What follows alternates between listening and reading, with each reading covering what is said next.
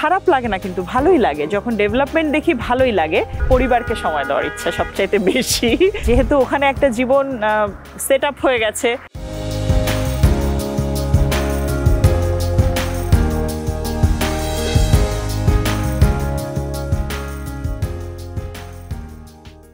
আমার একটু ভয় হচ্ছিল, কারণ হচ্ছে যে মানে নওশীন উনি এত চমৎকার উপস্থাপনা করতেন একটা সময়।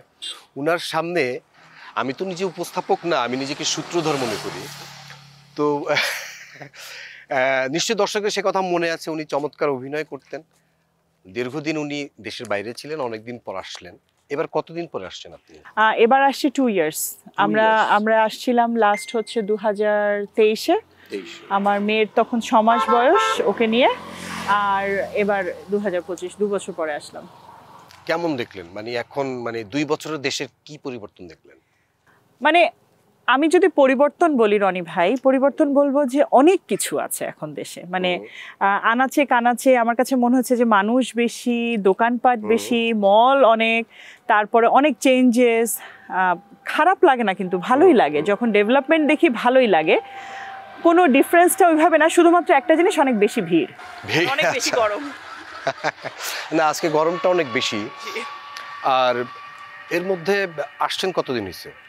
আসছি আমরা 8 তারিখ এলাম, তো অলমোস্ট 22 ডেজ তো হয়েছেই। থাকবেন কতদিন? আমরা হাঁটতে কথা বলি। আমরা থাকবো বেশি দিন না, কারণ মানে যেহেতু ওখানে একটা জীবন সেট আপ হয়ে গেছে, বাচ্চার স্কুল আছে, নিজেদের ব্যবসা বাণিজ্য কাজ সবকিছুই তো ফেলে আসা হয়। সো আছি আরো 1 মাস, মনে করেন আছি। এই 1 মাসে কি কি করার ইচ্ছা?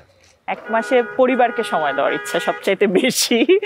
আর ফাঁকতাল দিয়ে যদি কাছের মানুষ, নিজেদের মানুষরা যদি কখনো আসলে এরকম কাজের জন্য ডেকে ফেলে, তাহলে সেটাতে ডেফিনেটলি এই যে অল্প সময় দিতে পারি। খুব বেশি সময় তো আসলে দেওয়া সম্ভব হয় না, বাচ্চা ছোট, প্লাস এতদিন পরে আসার পরে যেটা হয় যে পরিবারকে সময় দেওয়াটাই মুখ্য হয়, আত্মীয় স্বজন পরিবার।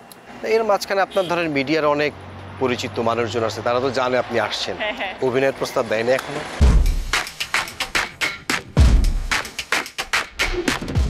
না, অভিনয়ের প্রস্তাবটা পাইনি। এটা গতবারও তো পাই নাই, এবারও পাই নাই। ইনফ্যাক্ট আমি আসলে যাওয়ার পরে প্রথম দিকে খুব পেয়েছি, তারপর যখন ওটিটি রেভলিউশন শুরু হলো তখন গিয়ে অনেকের কাছে শুনেছি যে আমি আবার অভিনয় করতে চাই কিনা, ব্যাক করতে চাই কিনা। আমারও ওই ইন্টারেস্ট ওরকম হয় নাই। আমি জানি না, আমাকে হয়তো ভুলে গেছে সবাই। ভুলে গেছেন? না না, আমরা তো ভুলি নেই। আপনারা ভুলি নেই দেখে আপনি আজকে এখানে। আচ্ছা, আমার একটা প্রশ্ন আপনার কাছে আমি করতে চাই, সেটা হচ্ছে যে বিদেশে না গেলেই কি হতো না, কেন গেলেন? এটা খুবই ইন্টারেস্টিং একটা প্রশ্ন। অনেকে মনে করে যে দেশের প্রায় সময় আপনি দেখবেন সোশ্যাল মিডিয়াতে আমরা একটা কিছু ছবি পোস্ট করলে, কিছু ভিডিও পোস্ট করলে সেখানে হয় বিদেশে হয়তো কোথাও ঘোরাঘুরি কিংবা কোনো কিছু ছবি আমরা পোস্ট করছি, যে আপনারা তো দেশের থেকে সব কিছু নিয়ে এখন চলে গেলেন বিদেশে। বিষয়টা কিন্তু আমার জন্য তা না।